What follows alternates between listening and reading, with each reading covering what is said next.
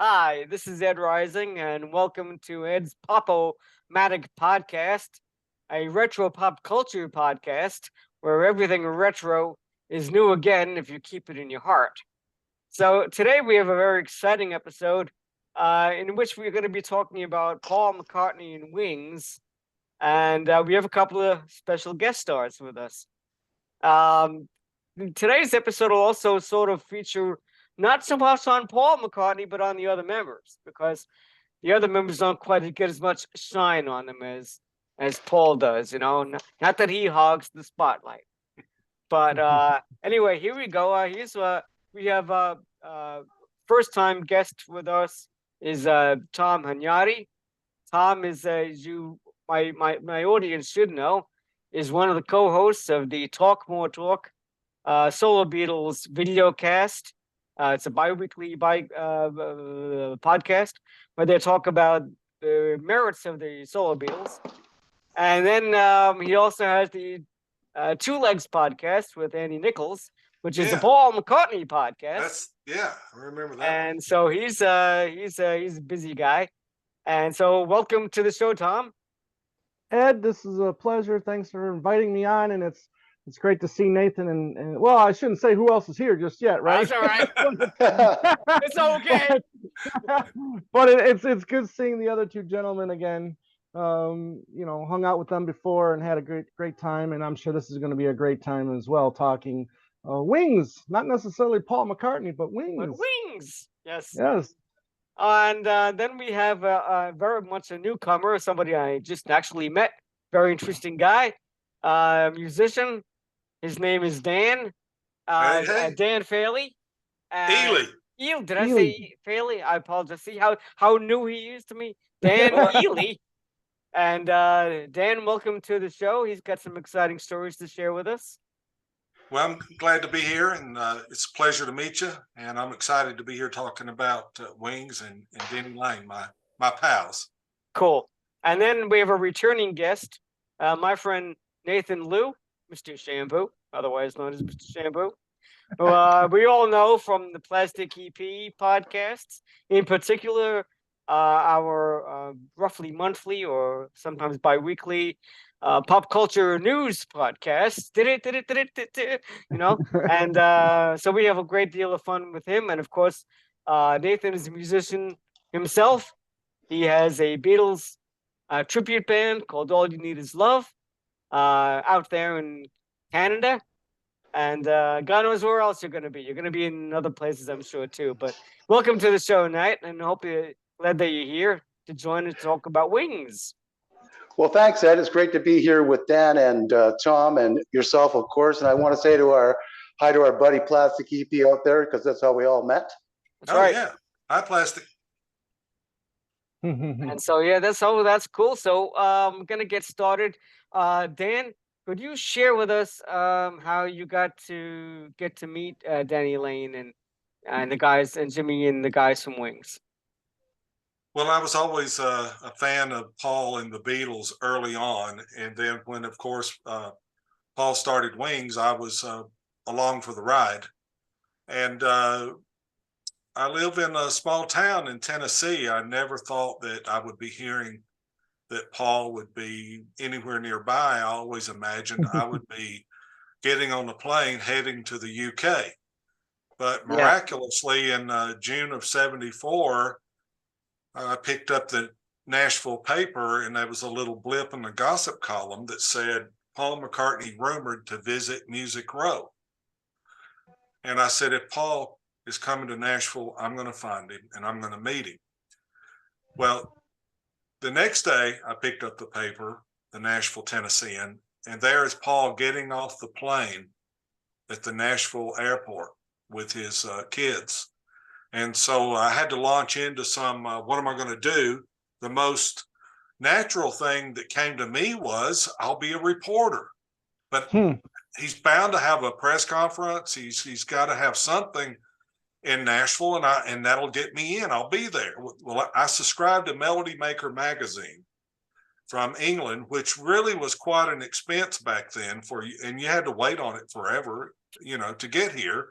But I had my copy, at work with me one morning, and I opened it up and saw the editorial listing, and it said Chris Charlesworth, U.S. editor, and a phone number in New York. So I dialed it up, and he answered. And I said, "This is Dan Ealey. I'm a stringer reporter in Nashville. Paul McCartney is here, and I want to cover him for your newspaper." And I already decided I did not want to engage in much of a conversation with him because he would determine that I didn't know what I was talking about. My only experience is I had written for my high school newspaper. So he says, "Well, that's fine. Do you have any experience?" And I said, "Of course I have experience, but I'm going to have a letter from you." He said, "That's not a problem." So a couple of days later, I get the letter from him, and I start calling down to Nashville to anybody I could get to in the music business, in the PR business, in BMI, Broadcast Music Incorporated, asking anyone any information about where Paul was going to be. And I got a little tips. He's at a farm in Lebanon on Franklin Road. It's a doctor's house with a pool. So the next Sunday, which was the 16th of June, I loaded up my station wagon with my Rickenbacker bass, my letter from Melody Maker magazine, and I headed off to Wilson County in rural. How far was that for you? About 60 miles from me. Okay. And but look, I'm there on Sunday morning in rural Wilson County on the back roads, and I'm looking for a mansion on this Franklin Road. Yeah. And I don't see anything that looks like any place Paul McCartney would be staying. So I'm getting ready to turn around and come back home. And I thought I'll ask somebody, but really there was no one to ask on the road. Coming back, I saw one man who looked like a farmer in overalls walking on the side of the road. And I said, "Stop and ask him." I'm talking to myself. "Stop and ask him, but don't mention Beatles to this man." Yeah. So I rolled up to him. I rolled down my passenger window and I leaned over. I said, "Sir, could you tell me where there's a doctor's house with a mansion here on Franklin Road?" And he was immediately emphatic. "There's not one." And I said, "Are you sure?" I said, "It's a large house with a pool, a mansion." He said, "There's not one on Franklin Road." So then I thought the only alternative I have is to say what I didn't want to say. Yeah. Which is, "Well, sir, one of the Beatles is supposed to be staying there." And he says, "Oh, you mean those fellers from England?" And I said, "Yes, sir. Yes, sir, they're from England." He said, "Well, they all staying up Junior Putnam's place." I said, "Where's that?" He said, "It's on up the road here, up around the curve on the left, but they don't have a swimming pool." So I clarified with him again where it is. I turned the car around and I was going to do a drive-by. So I drive by the entrance and I pull in the next driveway. I was going to turn around, but when I pulled in that driveway, I've got a picture of what I saw. And this is what I saw. And that was Denny Laine and Jimmy McCullough sitting on the lawn. Yeah. And my friend Billy Dyer got out and sat down with them. Wow. He's the blonde guy. So I mean, Billy and I talk about it, everything, and we say, "Why did we take our guitars?" We took our guitars. I mean, who takes their guitars? Yeah. But we did. Yeah. And that's when I get out with this Rickenbacker bass, which was new to me. I got it from Manny's Music Shop, and I'm showing it to Denny. And Denny puts it around his neck, and he starts dancing around with it. And he says, "Paul would love this." what else am I going to say? But then give it to me. Yeah. And Wow. so I leave it with him. And I thought I'd never see it again. And then I start going down every day. I get off from my job, work at 2:00. I hit the interstate. And I don't know how I never got a ticket, but I exceeded all the speed limits to get there as fast as I could. And Right. but one day, Paul comes up to me and says, "You're the guy with the bass." And I said, "That's right." He said, "You know, it would be silly for me to keep it." And Jeff Britton tells me that the bass, Jeff Britton was Paul's drummer there, new drummer, had just been recruited for Wings, auditioned out of 100 people, including Mitch Mitchell, to get the job. And he tells me now that the bass became a problem for Paul at the farm, that he had it up at the garage, he was playing it, and the dilemma was he could have any bass from anybody in the world that he wanted, but he couldn't see himself keeping a fan's bass.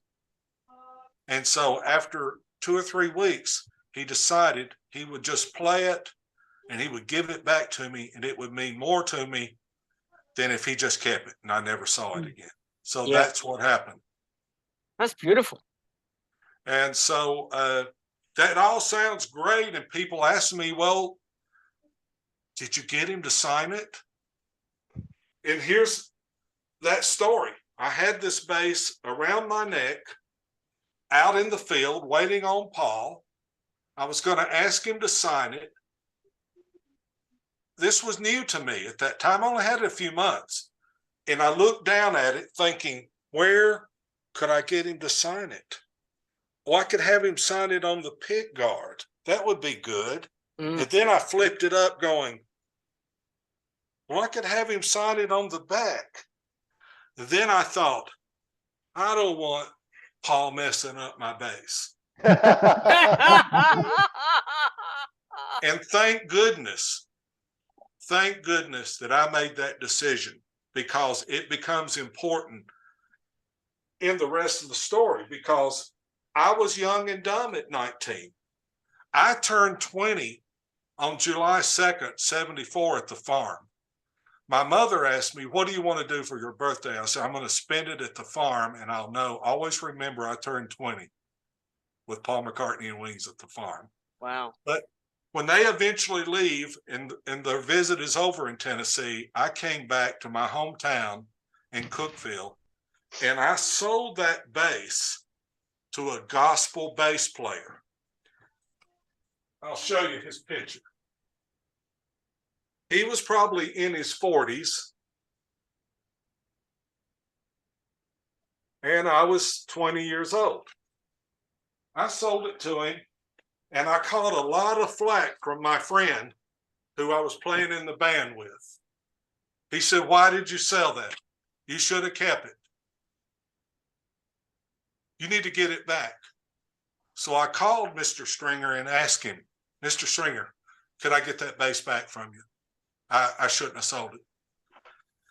He said, Paul McCartney played that bass. I wouldn't take anything for it. So all these years go by.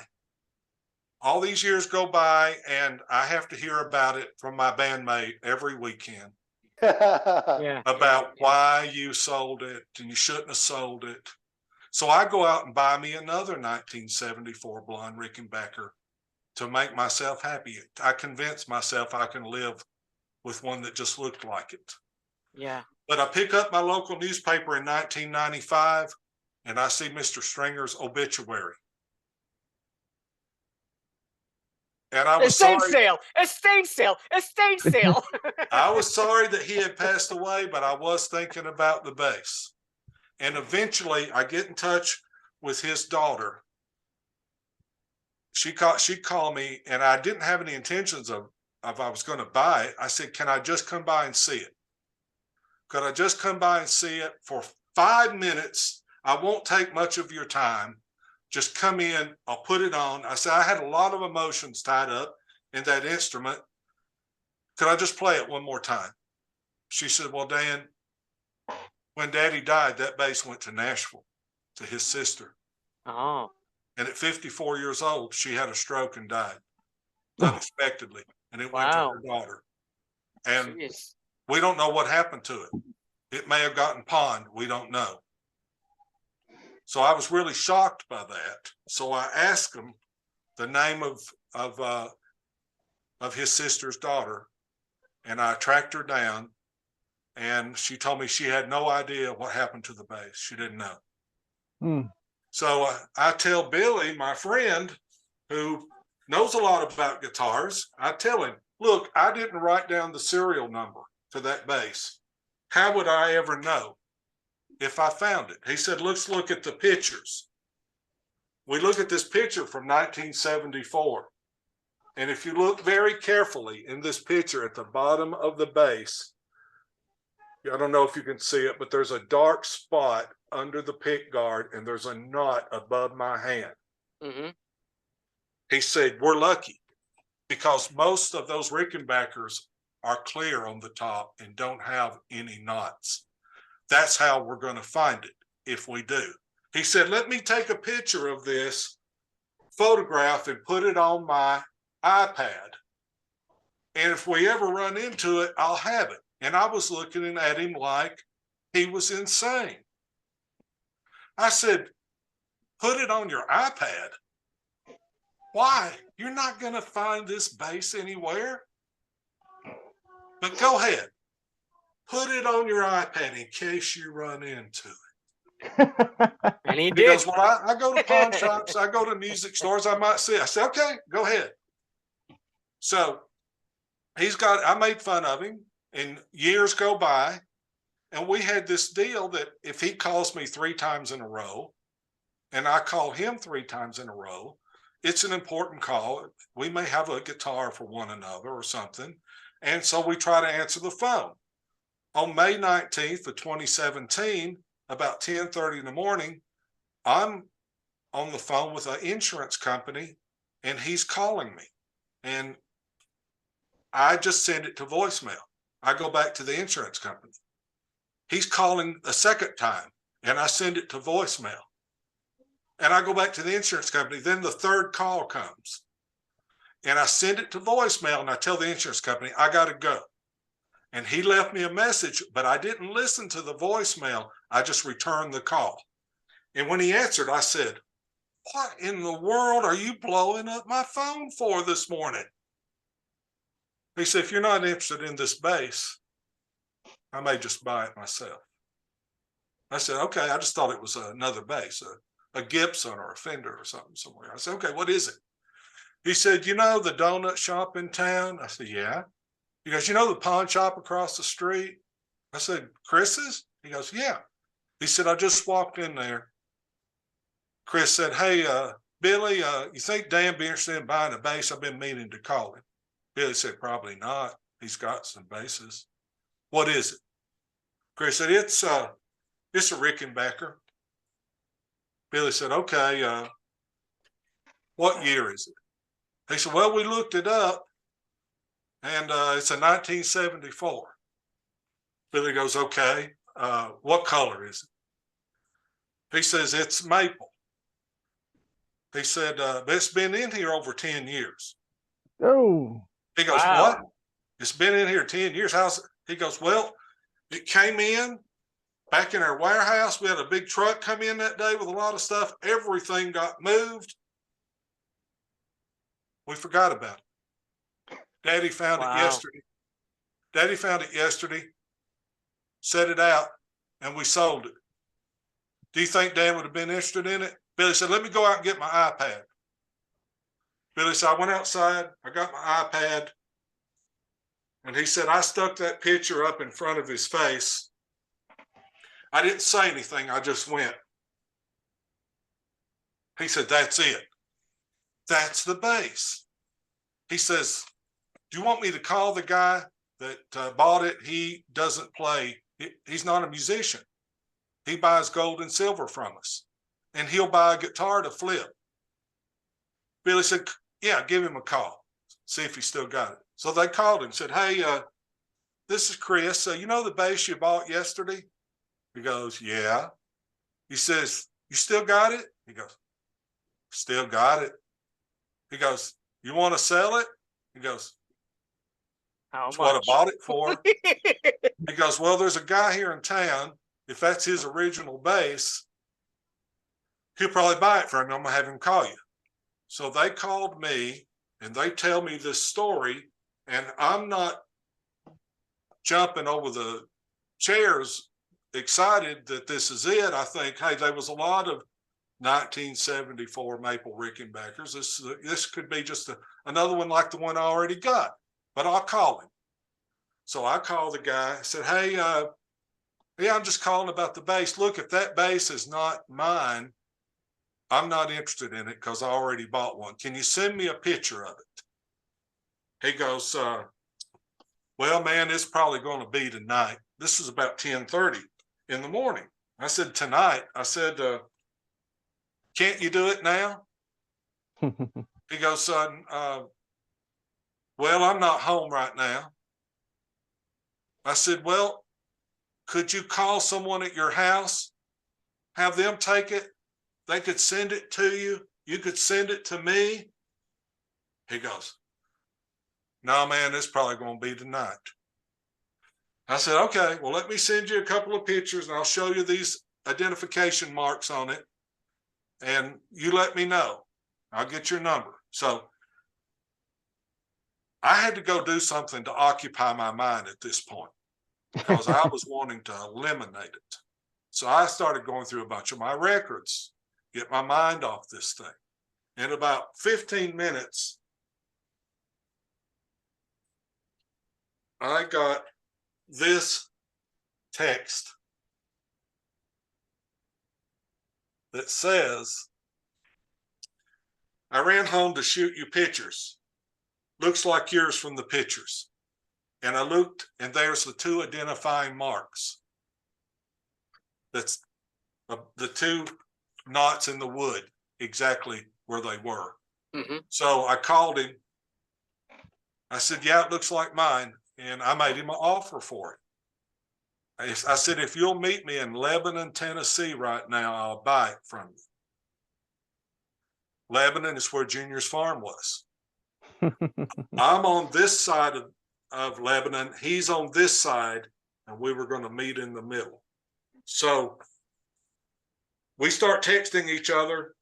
I'm here. I'm there. Let's meet here. And I pull up, and there he is with the bass. Now, there's a blue notebook in the case, and I see it, and he sees it, and we pull that blue notebook out and open it up, and it has gospel music in it. And it says, Stephen Street Baptist Church, Cookeville, Tennessee, Mr. Stringer. Yeah. Who's the man I sold the bass to. Wow. So there was no doubt. It had to be that bass. So here's what I got to say at this point in this story. How does this guy who was playing in the band with me and was with me the day I handed that bass off for Paul McCartney walk into a pawn shop 40 years later in my hometown and discover this? It's incredible. It's an incredible coincidence, right? Amazing. It's fantastic. So let me ask you a question about while you were at Junior's farm, the band Wings, they actually were rehearsing the song Junior's Farm. And so what was your experience in hearing that song for the first time? Well, I didn't know what it was. I mean, I'm hearing them rehearse Jet, My Love, Little Woman Love, Hi, Hi, Hi. Maybe I'm Amazed. And then I hear something, I don't know what it is. And they drag it out for a long time. they're taking it very slow. That introduction of Junior's Farm, they are meticulously going over it. And it sounded like, Nathan, like Linda on the keyboard and Jimmy on the lead were trying to synchronize their notes there. Yeah. And I'm getting a little bored with it, to be honest with you. And when the rehearsal's over and Denny comes down, I said, Denny, what was that song you kept playing over and over? He said, you'll find out later. And it was October of 74, after they had left and gone back to the UK, that John Records Landecker premiered that song on WLS, and I heard it for the first time, and I knew instantly. In fact, I called up WLS and told John Records Landecker the story, because I knew that was it.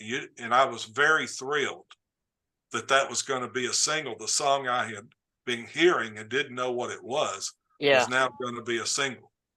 That's amazing, to be able to be on the ground floor of something like that. That's a landmark single for McCartney. Well, I actually have it on tape, Yeah. on my tape in June of 74, and they didn't go into the studio to July 9th, I believe, at the Sound Shop in Nashville, record that song. Yeah. So I actually have the whole song on tape before they ever recorded it. Wow. That's very cool. Let me bring Tom into this now. As I know you talk about Paul McCartney and Wings, and during the course of discussing of their career quite a bit. Do you have any particular favorite Wings songs or underrated songs by Wings that should have been put out as singles, perhaps? Wow. Well, yeah. Well, Junior's Farm right off the bat is I think is gold to me. It could be probably in my top three of Wings singles, right up there with Silly Love Songs. I think that's probably their greatest single, Right. in my opinion, anyways. But for tracks that could have been singles, I mean, I think of songs like Tomorrow from Wildlife, which is great, which actually is someone that you're a fan of, actually did a cover of that and put He it out did. as a single, Yeah, my friend David Cassidy. Actually, I think There you David's go. version is better than Paul McCartney's. It's not a bad version, I'll tell you. It's very that. bluesy, Yes. It's a very, very good cover of that track. There's just so many great tracks. I even think Beware My Love could have been a good A side. I know it was a B side, but I think it could have made a really good single. Now, what about But- with Denny? Because now, when I Yeah. saw Denny Laine play over at City Winery in the city Right. just the other night, and he was playing mostly his songs, and he was playing some of the Wings songs and songs that he wrote for Wings, and he actually was very, very sweet about the way that he would say, Paul would come up to me and would say, "Do you have any songs?" And every so often, we're gonna go on tour. Do you have a song? So it wasn't like they were always like jiving at each other. I gotta get my song in there. It was just a matter of, I want to get do you have any songs? So anyway, so he was playing Say You Don't Mind. Right. And I love that song. Now I forget the name of the guy that recorded the song, and I guess had a hit with it. Bloodstone. What was his name? His last name is Bloodstone. Bloodstone. But Yeah. I mean, this song From is the such a great Zombies. pop song. That's Yeah. a great Mm. pop song. You figure that Wings should have cut that and put Denny on the lead and give him a hit single, I mean, I think it could have been something. Right. I mean, they did have the co-write on I'm sorry, Mulligan Tire. Right. Which, I'm sure that kept Denny's pockets full for a few years, and then Sure has. Paul did buy back his part of the songwriting credits, so that made his pockets even fuller at the time. Sure. Well, yeah, I mean, I look at tracks like Deliver Your Children, might be my Yeah. favorite might be my favorite track or contribution to the Laine McCartney songwriting partnership there. I mean, the stuff they did for London Town was superb. And then I mean, look. I mean, Laine should have had a lead vocal on the Red Rose Speedway album, True. right? I mean, Right. I mean, with Linda, I mean, Seaside Woman was supposed to be there as well, but as we learned in the new McCartney Legacy book, they weren't going to have it. They didn't want a Wings album. They wanted a Paul McCartney record in April of '73. So unfortunately, all those great tracks that were recorded live, Best Friend, The Mess, those tracks that were going to be on the album, we didn't hear until later on B-sides. Right. I like Time to Hide. Time to Hide is a great song. I think that could have been a hit single. The Notes You Never Wrote. Yeah. There you go. Some really good stuff. One of my favorites. Yeah. And I don't know. I had this friend. I told Denny this story. I hadn't seen Denny for many years. I talked to him several times, but this sad story, but it's true. This lifelong friend of mine who I grew up with, worked with, and you think you'd spend your whole life together, gets cancer. Yeah. And he's in the hospital, and he kept it from us for 8 years. And I get onto it, sort of suspicious of his covering it all up. And I go to see him, and he's in the hospital bed with a mask on, with oxygen. Mm-hmm. And I told Denny this story, and he pulled the mask up and he said, "Can you play The Notes You Never Wrote for me?" I said, Wow. okay. So I get it on my phone, and it's sort of a long song. And he's got the mask on. I've got the phone over to his ear. He's got his eyes closed. He's tapping his finger to the beat. And my arm sort of gets tired. Yeah. Hanging out here for a little bit, So Right. it's a long song. And so I asked Denny, why couldn't he do a short version? But I pulled it back, and then my friend was doing this. So I went back again. And I played the whole song to him, and he pulled his mask off, and he said, "If you ever see Denny Laine again, tell him how much I love that song." Now, look, I had not seen Denny in decades. I had talked to him on the phone several times, but as far as meeting up with him, I hadn't. And then 3 months later, I get a call that he's going to be 40 miles from me. And it would have been, I was going to see Denny, and but I was excited about going to see Denny for my friend. Yeah. To tell that story. And I went hours ahead of Denny's arrival, and I was waiting when the van pulled up, and Denny got out, and we stood there, and I told him the story, and this tear come down his cheek, and he said, "Well, let's go on in," But that was a great song, and my friend John loved it, and so I related to. Sometimes Denny plays it, sometimes he doesn't. Yeah. But Denny, I'd like to know what Tom thinks about. Isn't Denny Paul's greatest collaborator since Lennon? Since Lennon, well, longest. I mean, you can, he's definitely the longest, co-write that he's had since Lennon. I think that Denny's voice always blended very well with Paul. Well, that's a completely different. I mean, if you're just talking about is he the best songwriter that he's worked with? Oh no. I mean, that's debatable. Yeah. But collaborator, yes. I mean, I think with his musicianship, I mean his professionalism on tour. Look, he was already an established tour performer on stage as he's coming into Wings, right? And right. His vocals alone, I think, were well worth McCartney adding him to the lineup. I mean, look at those wonderful backing vocals and those harmonies with Paul. Exactly. On songs like "Deliver Your Children" and "Mull Kintyre" and and so on and so on. John Denny Laine also had a certain quality in his voice that was similar to John. I thought so. I think kind of matched well. So not that he was trying to copy, but did in the Right. video, but they did. There's No, then he was had that little nasal, Yes. little Right. nasal tone that, Yeah. like John, it's similar to Yeah. it. no words is another one. Yeah. I lie around. Oh, yeah. I lie Yeah. around. Right. You know, How again, about Spirits of Ancient Egypt? Spirits And of that Ancient was a great Egypt that was a and great Venus song Mars. for that album. That was Yeah. terrific. Yeah. And So Because how Nathan, about let me bring you in on this now, Nathan, regards to your performances with your band, All You Need Is Love. Now, do you guys do Beatles stuff predominantly, or do you stretch out to any of the solo works? 99% of the show is Beatles, but I do perform Jet, and that one goes really well. I and bet. and we do Imagine. So we do these songs post Beatles, you know. And I think my song for Paul McCartney isn't the song that everybody loves, but I actually love this song.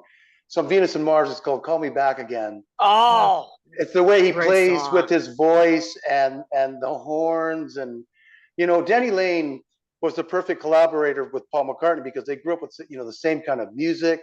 Denny Laine could play piano, bass, guitar, harmonica, and he sang. And they were both known to each other, you know, from touring from the Moody Blues. And you know, the funny thing about Denny Laine is, you know, that's showbiz. His name isn't even Denny Laine. His name is Brian Frederick Right. Arthur Hines. Lines.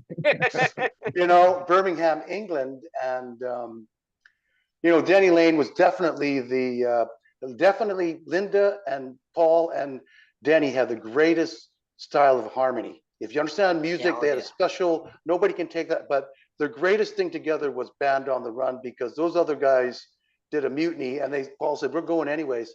So the greatest thing about Denny and Paul was they would play lead guitar in unison, just like he did with the Beatles. And you can just hear that they played so well together.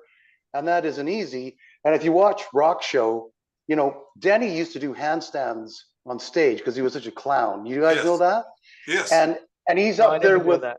yeah, he's with the Revolutionary War hat on there, and he's drumming Right. drumming away to let him in. I mean, that's brilliant. And they were the first to use lasers, and you know, Denny Laine is. I mean, Band and Run is my favorite album, and Venus and Mars. Band on the Run went to #1 while they were at the farm, and that was a big boost in the morale. Yeah. You know, And my autograph here says yeah. that Paul and Linda signed for me, says, thank you for your help in making Band on the Run #1 in Billboard, Record World, and Cashbox. They were Wow. Now, Dan, you've got a brand new story about Denny Laine, don't you? Well, I have this with Denny. There's always some kind of harmony, not harmony, but there's a little fun with him that I do, and I got to, when I'd show up, I bring a bottle of Elvis wine with me, and it became this thing where I got to getting people to show up at concerts with Elvis wine to present to him. And he knew it was from me. And this guy calls me from Chicago and says, I'm going to see Denny tomorrow night. I might get to meet him. If I do, is there anything you'd like for me to say to him? And I said, well, no, but I want you to go to the liquor store and get a bottle of Elvis wine. And he said, why? And I said, because he doesn't like it. But I always give it to him. So the next morning, I wake up to this video of my friend standing next to Denny. And Denny says, one of our best friends from the Wings period, a friend of ours, a private investigator, you know, my real job is I'm a private detective. He said, was one of our best friends during the Wings period. And you're still sending the wine. And he pointed at the wine behind me. So I knew I was going to see him in Nashville on February 3rd. And I told Billy, I said, he's going to be thinking I'm going to show up with the Elvis wine. And I can't do that because I'm not going to give him what he expects. So I came up with this idea of doing a custom bottle of wine called that's great. Junior's Farm, Denny and Dan commemorative wine. That's fantastic. That is great. And That so is great. it took it was really a lot of effort to get it right. I mean, a lot of back and forth with their art department because I just didn't like the way they were doing it. I ended up doing it the way I wanted to. And they were saying, well, the photo looks a little grainy. I said, Well, it's an old photo. that's vintage.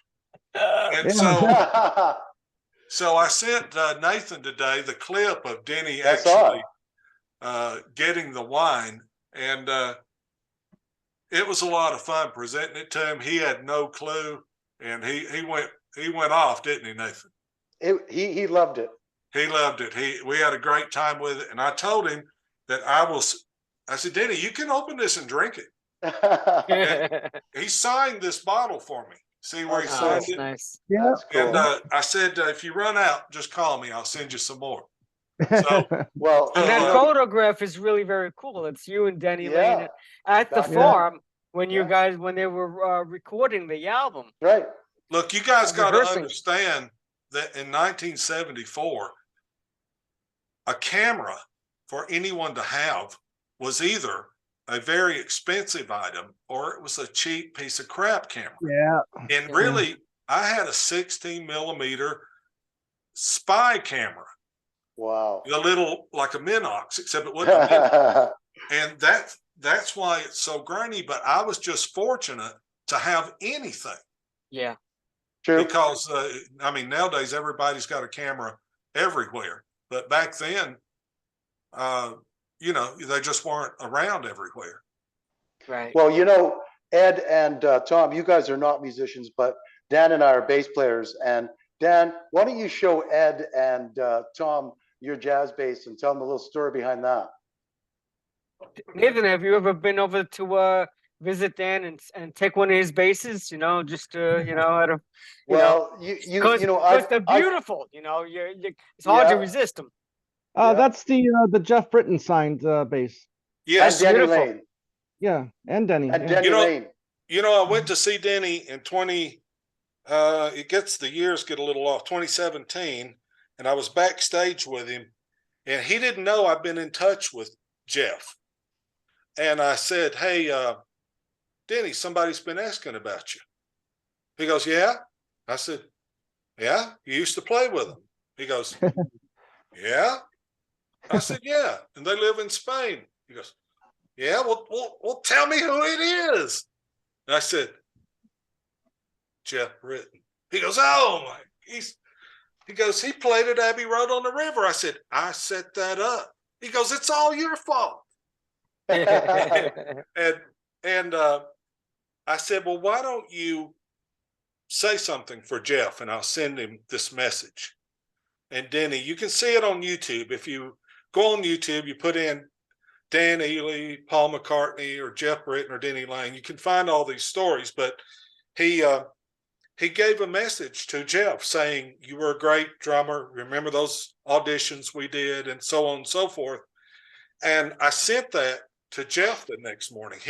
He had no idea that it was coming. They hadn't spoken since the 70s. Wow. And then when Jeff comes to Tennessee for the 45th anniversary of Junior's Farm, and we're actually standing at the gate at Junior's Farm, Denny messages us and tells us to have a great weekend and everything. Sorry couldn't be there. And I made Jeff send Denny a message. So I connected the two of them. That's very cool. But I had what's really cool is that the fact that both of them were in their own way celebrating the 45th anniversary of a landmark record, really. So landmark song. Jeff was, let's see, I believe Denny was first. I can't remember. But anyway, I got them both to sign on the pick guard. Very to cool. get a signature of Jeff Britton and Jeff Britton and Denny Laine on one object would be very, very hard today. That's a beautiful guitar. But that's I'm beautiful. I'm proud to have it. Can you show that again, please? Yeah. Well, you know, That's very cool. The Merseyside. Mr. Tom Hunyadi is probably world's biggest McCartney fan out there. Ah. And Tom, because Dan and I are friends, and I hope you don't mind, Dan, but Dan was also equipped with a cassette recorder, so he's got 2 hours of unheard rehearsals. But Junior's Farm, he's got the demo. I know. Could you imagine hearing that? Dan's left me the tape. When he passes, I have the tape. Oh, So no. I'll be on top. I've got the top run, all that. I have a 90-minute tape of me singing Junior's Farm. Everybody's going to want to hear about that. I'm driving to Tennessee right now. I'm just listen, people come here all the time. You know the story about Buddy Holly dying in the plane crash, and then his fans would go to his parents' house, and they would pull out Buddy's guitar and let them play it and make a picture. Many people have come here, and I don't wait on them to ask. I pull it out and say, you want your picture made with this, don't you? Because I always think of that story of Buddy Holly's parents. But I'll tell you this little story about the tape. When Jeff Britton shows up here, and we're going to be driving to the farm together, me and Billy and Jeff, I had the CD copies with me of the recordings at the farm. Jeff had no idea. So on the way back, I already had this set up with Billy, and I said, "Hey Billy, it's sort of boring. Why don't you throw in a little music?" And we threw in that, and Jeff wasn't catching on right away, and we turned it up, and I said, "That sounds a lot like you on drums, Jeff." And I won't tell you the first words he used. Yeah. But he was totally amazed because, I was the only one there recording it, but it was because my love for that band and all those guys, I was just such a fan. That's what I've told them for years, but I was just a fan. And then for me, last year to be able to play with Jeff Britton, to play Junior's Farm on a record. Wow. I called Jeff up in Spain after it all sort of soaked in, and I told him, Jeff, how is this possible that I met you all those years ago at the farm, and now I'm listening to this record and you and I are playing together? Yep. Yeah, that's pretty amazing. Every dream I could have had has come true with it. Yeah. Dan, let me ask you about this tape that you have from them playing back in the day. How is the sound quality, and would it be something that you think that McCartney would want to eventually buy from you and maybe have it remastered so that eventually someday, if they ever decide to put all the Wing stuff out? I'm sure Tom, I don't know if Tom's heard it. Nathan's probably heard it, that news story. I heard you can hear some of it on YouTube. I let them have just a snippet. I let them have a snippet just to whet everyone's appetite really with it, so you could get a feel for it. It's never been cleaned up or run through any processing. Yeah. But it's, you can hear the wind noise. You can hear, the song. One thing that always sticks out with me on the tape, Bluebird. Yeah. You know that song Bluebird, right? Yeah. Oh yeah. I swear this is not my imagination, but on that tape, every time Paul sings, "I'm a bluebird, I'm a bluebird," the damn birds are tweeting. Hey, man. I was going to listen to the birds, listen to the birds. Oh, that's beautiful, man. So when we had Dan on our show for Two Legs, there's the recording that he has of him talking with Heather. That's right. And, and then we incorporated part of that interview or that interaction in our show. So that was pretty unique as well. Well, I just didn't shut the recorder off when she was riding up on the horse with a giant German Shepherd with her, old Rusty. And I just let the tape roll, and it ended up being pretty interesting. Yeah. In 95, I went to London, and I went to Abbey Road Studios, and this guy outside said, "Hey, are you going to go to Cavendish, to Paul's house?" I said, "I was going to." He said, "You want to go with me?" I said, "Okay, let's go." We started walking around to it. And as we get up the sidewalk, there's a guy, I thought, in blue jeans and a blue jean jacket with short cropped blonde hair standing outside Paul's gate with a brush and a bucket. And I said to him, "Hey, looks like you found the place." And they ran inside and said, "Leave me alone or I'll call the police." Oh, geez. And I thought, what? And they got up on the steps of the landing at the front door at Paul's and said, "Leave me alone or I'll call the police." And Wow. it was Stella. Mm. And I went across the street and waited, and I videotaped all this, but here comes the police wagon.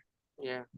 And they told me, said, "Did you get your pictures, everything you wanted to get?" I said, "Yeah." And he said, "She's just probably in a bad mood today. We'll have a word with her."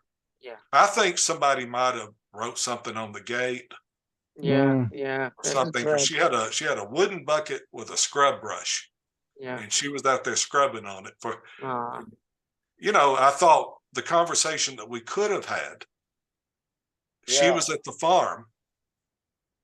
We could have had a nice little conversation there about, no, that's too bad it didn't work out that way.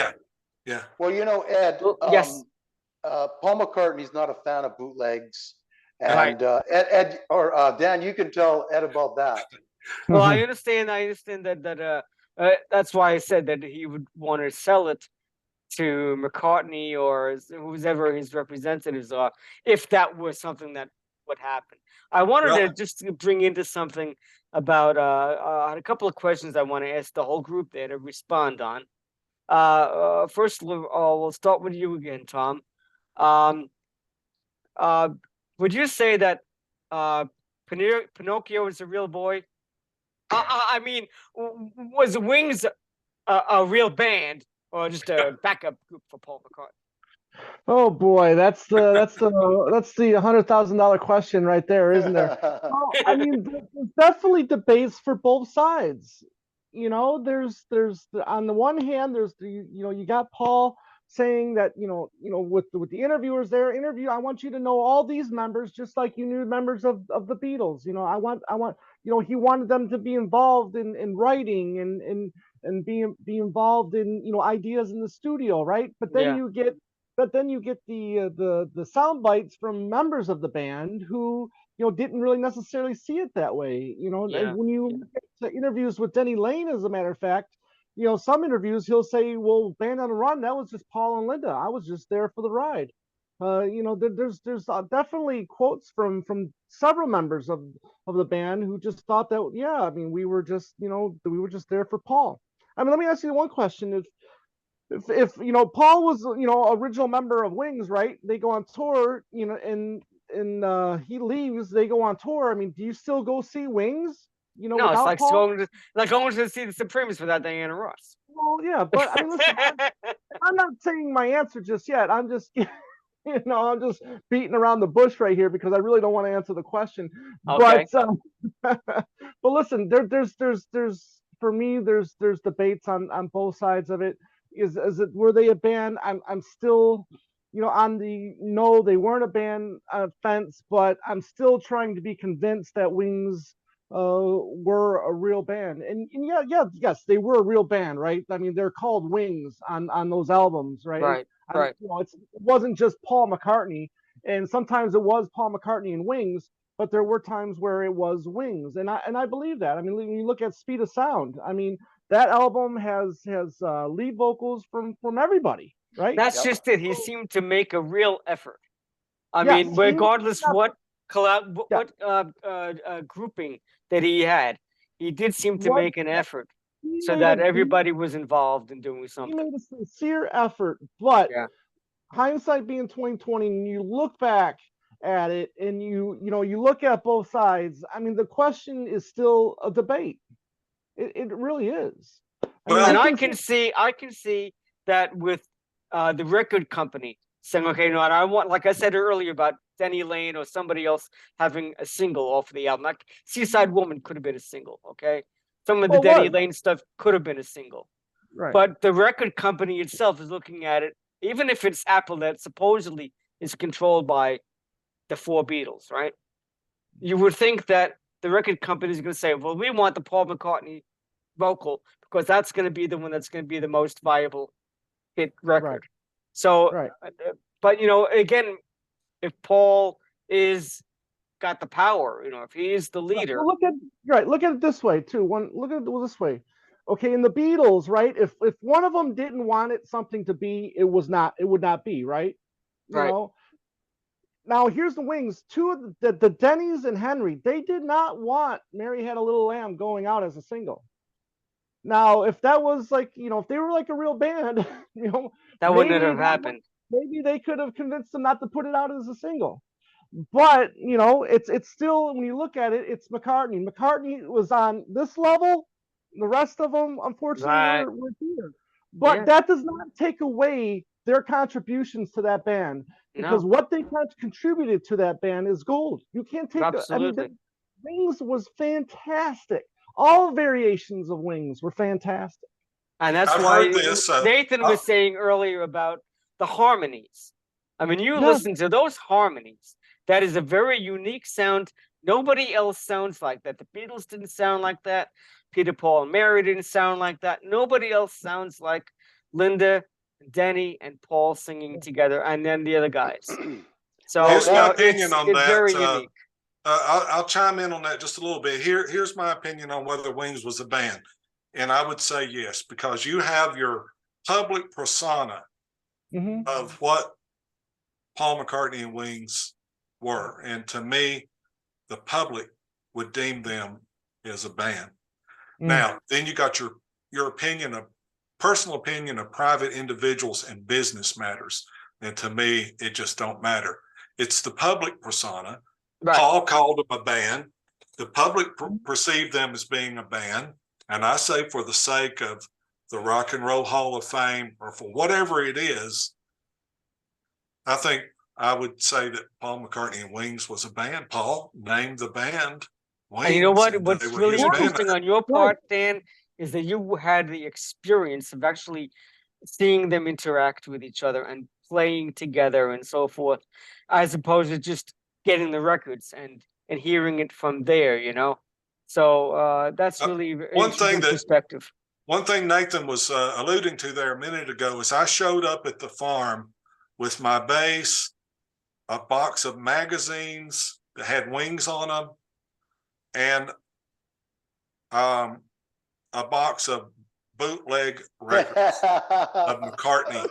And they were in the corner in the guest house, and I walked in one day, and Jimmy or Denny, one, I can't remember which one, came up to me and said, Dan, whatever you do not let Paul know that you've got these bootleg records here.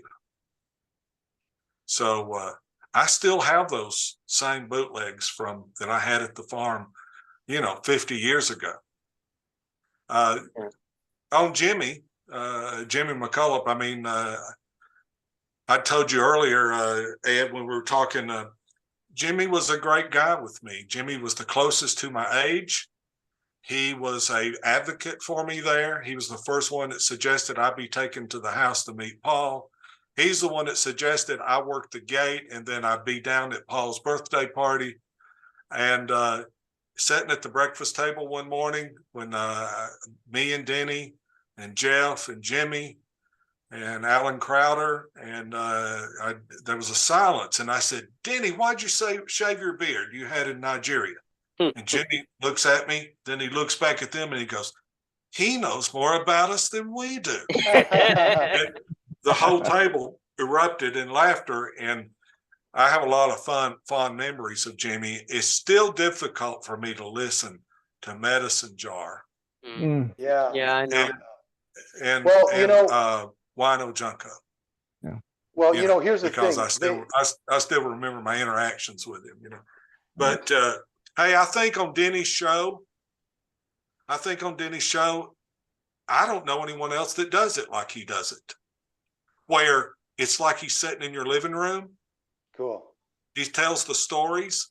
He might play all the song. He might play part of the song. Part of it, yeah. He might play the hook line and tell you stories. And I don't know anyone else that does that. And I was telling him backstage, he said, well, I may play the whole song or I may not. I said, I went to see Little Richard and he refused to play anything but the choruses. So he would just play the choruses. Nathan, Well, what you did you know- want to interject there? Well, you see, that night or that week, Dan didn't just meet Wings. He was a young man that was put in charge of the gate. And they told him, they said, hey, you stand here and there's going to be some people coming. You let them in. Dan, tell them who came. Yeah. Well, Somebody Jimmy, knocking at the door? here's the first thing to tell you guys from a faith standpoint. I walked in one day and Jimmy said, hey, tomorrow it'll be better if you don't come. I said, I'd never had him say that to me before. I said, why? What's going on? He said, just be better if you're not here. I said, okay. So the next day I stayed home. I did not go to the farm. We had a horrific thunderstorm here in Tennessee that night. So the next day, what do? I load back up. I hit the road. I pull in at the farm. I get in the guest house and I see this unusual activity. They're bringing in these cases of champagne and this other items. And I said, what's going on? And Jimmy said, we're going to have a little get together down at the picnic area. Well, I had my binoculars with me and I go over to the window and I look out and I see Paul and he's got the shirt on I gave him. And all I'm saying is, he's got my shirt on. He's got my shirt on. And Jimmy comes up, he said, look, we're having a little get together for Paul. He said, we want you to work the gate. I said, what's work the gate mean? He goes, look, Paul wants us to work at the gate and let people in and keep people out. We don't want to. We want to go to the party. He goes, we want to go to the party, but you could do it. He said, like he was going to have to talk me into it. He goes, if you'll do it, we'll take you down to meet Paul. I said, okay. Now look, I said, how do I know who to keep in and who to keep out? Jimmy said, you'll know. It's going to be Chet Atkins, Jerry Reed, and Roy Orbison. And if you'll do this, then we'll take you down to meet Paul. I said, okay. So I go out there. It's very, very hot this day. And I'm standing there and I can see the pond in the picnic area. It's only about 400 feet away. And I see cars down, I see Paul and everything. And I'm standing out there. Here comes a black Porsche. And it pulls in and I look up and it's Roy Orbison. Wow. Wow. He's got big dark sunglasses on. His hair is jet black and combed down. He's got black leather jacket, black t-shirt, black leather pants. And I couldn't believe it. I'm sweating my brains out. He's wearing leather. And He's wearing leather. I motion him and he's driving slow and I'm staring at him in the car because of the leather, not because he's Roy Orbison. And I thought, God, how is he standing that? And I thought, whoa. It's more important to look cool than to be cool. And I said, that's what that's about. So I flag him in and I'm watching. And in my mind, I had come to the conclusion that Denny or Jimmy or Alan or Jeff was going to come up and walk me down to the get together. And I was just waiting and I'm looking and suddenly I see somebody come out alone out into the field and they're walking toward me and I stand up like this to look and it's Paul. And he's got that shirt on I gave him and he's walking toward me and it made me nervous. Yeah. And I reached in my pocket and I pulled my camera out. Foolish thing, but I pulled it out and I stuck it on the gate post. I should have kept it. How you make these you get panicky, Yeah. And so that's when Paul comes up to me and he says, you're the guy with the bass. And I said, that's right. And he said, it'd be silly for me to keep it. And we both walked together back down to the little pavilion, and he says, "I want you to meet Roy Orbison," and he introduces me to Roy. Wow. Now, I had one conversation there that night with Paul that I can remember very well, and it was, I was telling him that when the Beatles broke up, the fans broke up too. Yeah. I said, when you and John broke up, some of the fans went with John, some of the fans went with you. And we actually, a lot of our friendships broke up too. I mean, can you imagine? I'm standing there telling Paul this. Paul, I mean, he didn't really respond to it, but he just listened. And then in a little bit, I got away from him because I didn't want to smother him. So I was over talking to him. And Jimmy hollers at me, goes, "Dan, Paul's hollering at you." And I said, "What?" And I look over, and Paul and Linda have gotten into the rental car that's pulled down in the grass next to the pavilion. And Paul was waiting on me to come over. He was very conscious of it, and he was going to take the time to say goodbye to me, which is a big credit to Paul on how he is. So I go over to the car, and I said, "Paul, are you going to watch Yellow Submarine tonight? It's on Nashville TV." He said, "I don't know. I might. I don't know." And that's how it went at the party, though. You know. Yeah. Now that shirt that he has on that night on his birthday, 2 years later on his birthday at the LA Forum backstage, you'll see him with it on again, where he's got the cake in his face. Wow. You see that? Cool.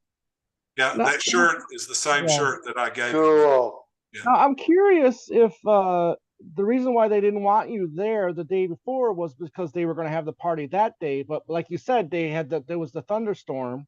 Listen, that was it. That's how fate intervened again in my behalf. They had planned the party. They thought I shouldn't be there, and the party got canceled, and it got rescheduled. And guess who's there? Wow. You know, Tom, Yeah. Mr. Tom Hunyadi, I want to ask you a question, okay? Yes, sir. Yes, Mr. You're the Nate. world's biggest Paul McCartney fan. Stop it. We're off. Why did you never do what Dan did? Why did you not come up with a cockamamie scam to meet Paul McCartney and kidnap him like the Trailer Park Boys? Never had the nerve. It's the nerve, man. It's, you know, Dan's a very brave man to do what he did, and I applaud him for it. You know. Well, look, I don't know what to tell you about it, except that luck came in a lot of places for me, and I had this advantage for whatever reason, is the guys there, they actually liked me. Yeah. For whatever reason, I clicked with them. I don't know, because I asked that to myself many times. I think it's because you had Oreo cookies in your back pocket. Actually, you know, I took them gifts and liquor a lot of times. That might have influenced it. But well, you know, Dan, I think it's so generous that people come and visit you, and that Rickenbacker behind you is the same as Paul's, except for it's right-handed. And you let people play it and touch it and take pictures with it. Oh yeah, man, that is not anal. That is just great. That's no, just I stick it in their hands and make their picture and send it to them, because I tell them this: where else in your life will you ever be able to play a bass that Paul McCartney? Paul McCartney played. Hey, Right. I tell you guys this: when I met Paul down there the first time, I'm sure you've all thought about this, but seeing him in Hard Day's Night, seeing him at Shea Stadium, seeing him on Ed Sullivan, but being toe-to-toe with Paul, looking him in the face, having a conversation with him, is a mind-boggling. Mind-blowing, yeah. Absolutely. You have to work on your mental health at that moment to just take it in, you know. But when I left that night, I got home and I called my friends up, and I didn't say initially that I just met Paul McCartney. I said, I just met Beethoven. Right. That was how dramatic I was about it. I equated meeting Paul to meeting Beethoven. So how was your article with Melody Maker? Did that ever pan out? Well, look, I never wrote the article because Denny says to me one day at the farm, Paul doesn't like reporters. I said, well, I'm not a reporter. I just wanted to hang out with you guys, and I don't care anything about it. So, Because I was thinking it's sort of a little like that movie, Almost Famous, listen, The people young told me kid. that. But People Neil, told the me thing that is- for years, and I Yeah. did not know what they meant till I watched it. But if you go on the internet and you put in Dan Ealey Melody Maker magazine, Mhm. this a couple of years ago in 2019, Chris Charlesworth was posting a blog about the Beatles in Galmont, England. And he said this: my discovery of photographs of the Beatles at the Galmont Theater in Bradford had an unexpected repercussion, and that they and my post were seen by Dan Ealey, who in 1974 called me in New York from Tennessee to apply for the job of a Nashville correspondent for Melody Maker. He said part of my job was to maintain correspondence all around the world. Armed with my letter, Dan set out to find out where Paul and Linda and Wings were staying. He tells that whole story. Then he shows a picture of me with Paul. He says, I never heard from Dan again.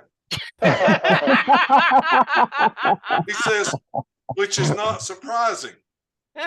No report of Paul's activities in the Bible Belt. No insightful reviews of country stars at the Grand Ole Opry. No speculation on who might become the next big thing from the home of country and Western music. In truth, probably because these correspondents from around the USA came and went pretty quickly. Said, that is, until 2 days ago, it seemed Dan's brush with Paul and Wings made him something of a local celebrity. But he made the comment that I thought it stuck with me. He said there's a small difference between, he made some comment about fabricating a story and something another, But I became friends with Chris after that, and I called him in the UK. And I said, I know I owe you an apology after 40 years, so I called to just get it over with. And so, he said something about there was a fine line between deception, but he didn't hold it against me, he said. That so it was great after all those years that I was able to, here it is. There is sometimes a fine line between initiative and deceitfulness. But I'm willing, especially now, to give Dan the benefit of the doubt and warmly applaud his resourcefulness. Cool. But all the same, I did apologize to him. Right. Cool. Very It cool. was an easy job to get. I got the job. Right. I mean, it was a different time. Look, I mean, I don't think you could do something like that these days. That's what people say. That's what people say. It was definitely a different time. I mean, under the, unfortunately with the events of, of Lennon in December of '80, I mean, everything changed. Well, Jeff, I asked him one time, I said, Jeff, I was just a fan. I don't understand how I've been able to do this for all these years and keep up with you guys. And he says that I became one of their inner circle there. And it's a credit to them, I think. For some reason, like I said, they seem to like me. And I can't really explain it, but I'm glad it happened. Now I'm still in touch with Denny and Jeff. And for many years, I was in touch with Alan Crowder.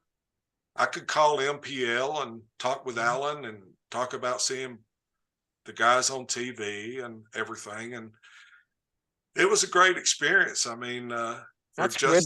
Thank you for sharing all that with us. That's a hell of a story.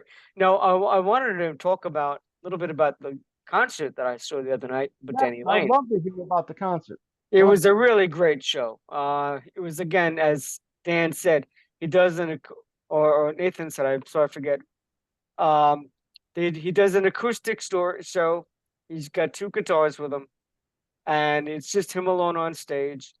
And he does these stories about his early days, starting out, listening to Buddy Holly, and how that eventually got into him picking up the guitar, eventually getting into bands, playing blues clubs, which they wanted to do. They want to be blues musicians.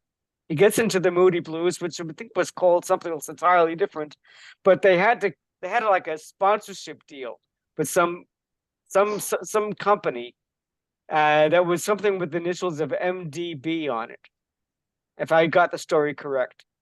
And that eventually morphed into Moody Blues. But anyway, so he was talking about that. He's played some of those early songs, and of course, he's saying "Go Now," and he's saying he's saying about 16 or so, 17 songs, and then little snippets of all these other songs in between. He does a little bit of Blackbird, a little bit of I Just Seen a Face, which was a great audience pleaser, and he does all these impersonations. He does impersonations of Ozzy Osbourne and of Bob Dylan. And actually, his voice is very similar to Bob Dylan if he really wants to go with that nasal, But he does all that. He does his Paul McCartney impression. Yeah. Now, for any one of you guys, I don't know if you've ever seen it, but Dana Carvey does a great series of videos in which he is impersonating Paul McCartney, having a conversation with John Lennon about what's going on down on Earth. And he's talking about the coronavirus. We've got this coronavirus, and you got to get the jabber, John. You got to get the jabber. And it's all going on about us, and it's hysterical. It's fantastic. Well, Denny Laine apparently had COVID, and he's talking about getting through COVID and how rough that was. And Paul had called Denny to see how he was doing, which was all very heartwarming to hear, you know. And he talks about talking to Paul, and says, "How you doing, man? Are you getting the jabber?" And I'm like, is he really doing the Dana Carvey bit, or is he actually relaying the actual conversation? So it was pretty damn funny. I burst out laughing. I don't think anybody else got it, but it was. So what other Wing songs did he play? So he played "Time to Hide." Okay. He did No Words. And that was How great. about Richard Corey? Did he do? He did Richard Corey. He talked about how, and again, he goes back and forth in time.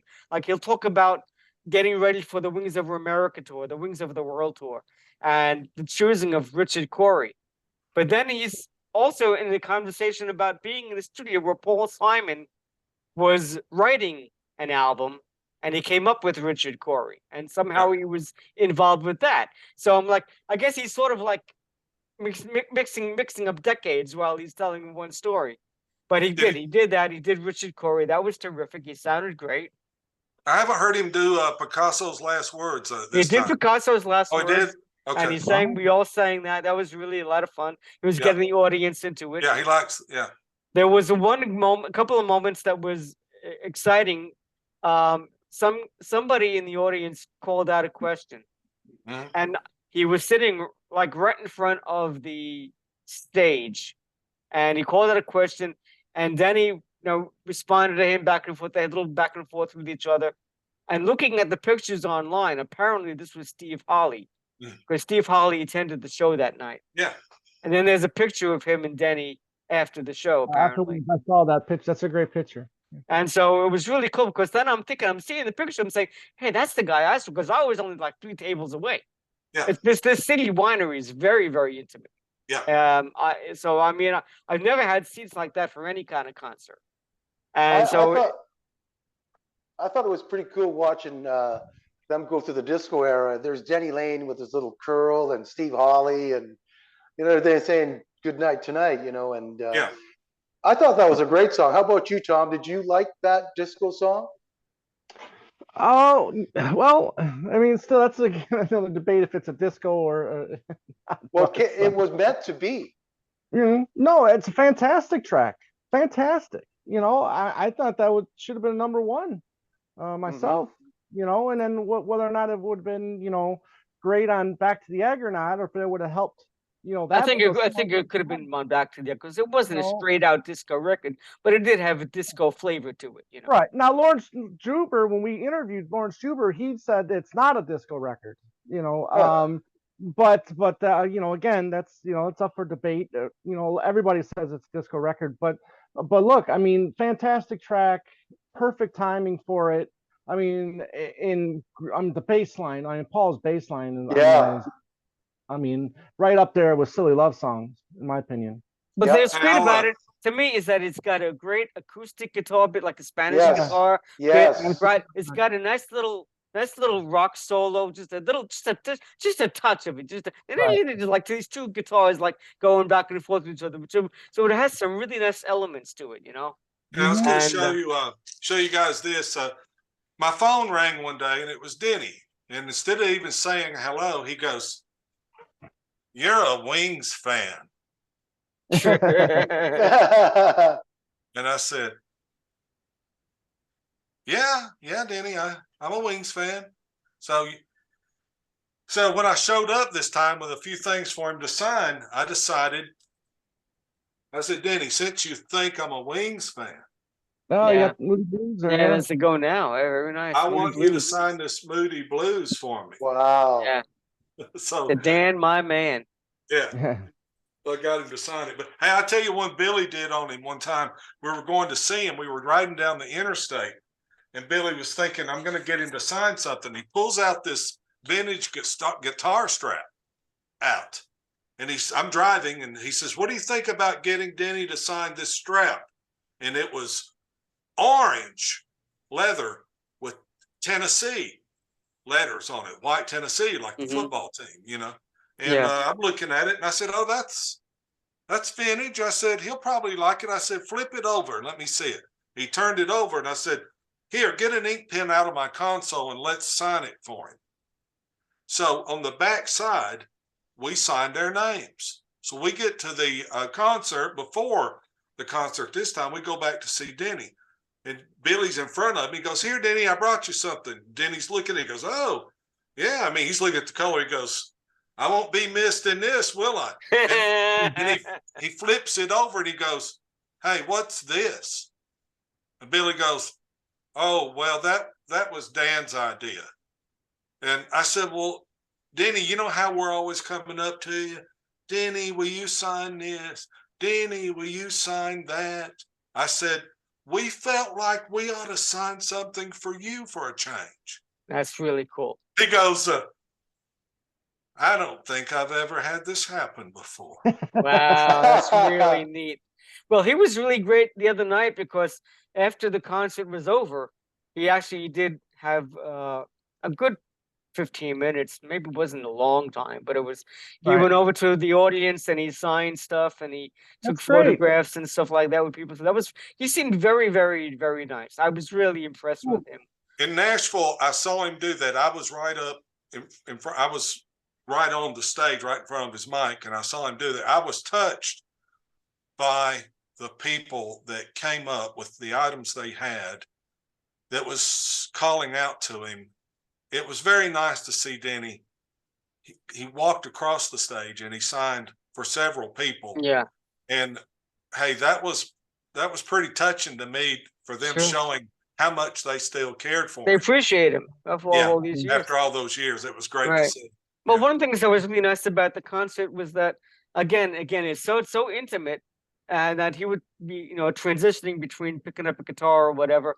And so after Steve Holley, which I did not realize it was Steve Holley at the time, he sort of broke the ice. Yeah. So that he had called out a question, somebody else called out a song, so I called out "Anyone Can Fly." And so he looked at me and he says, "Do you really want to hear that one?" And I said, "I don't know if I know the words to that one." I said, "Yeah, please." And so he came out and he did it, and then he played the song, like I guess about 40% of the song, And then he said, "That's enough of that one," Yeah. And then you shocked him the fact that you knew it. And then he said, and then he smiled at me and he said, "Cheers." And I'm like, "Well, that's great. I can't get more than that, Right. No, that's great. Great, Ed. But it was a really good show. I was really pleased to see it. The pricing was very good. It's only like $40, and then maybe you have dinner. I wish. I mean, I think he's only going as far west as Chicago. I don't think he's going any more west than that. I would, if he was here when he did that Rubber Soul Revolver tour, I think with Todd Rundgren and a few other people, and I didn't get the opportunity to go to that one. But I would love for Denny to do a little show like he's doing. Yeah. Well, maybe he'll do more in the summertime. I would just encourage anybody out there that has the opportunity to go see Denny at one of these intimate setting shows, right? Go see him, because it's just not like anything that you'll get anywhere else. And well, he's going to be doing the Paul McCartney tribute show that's happening in March in Carnegie Hall. It's going to be headlining that. Peter Asher, I believe, is going to be performing also. That's going to be an exciting event, fundraiser, March 15th, I think. And it'll be fantastic to see Denny there with that. Well, we're sort of running out of time here, so I'm going to just go around and ask everybody to sort of just give their contact information where people can look for them and anything that they might want to promote. Nathan, could you start with that?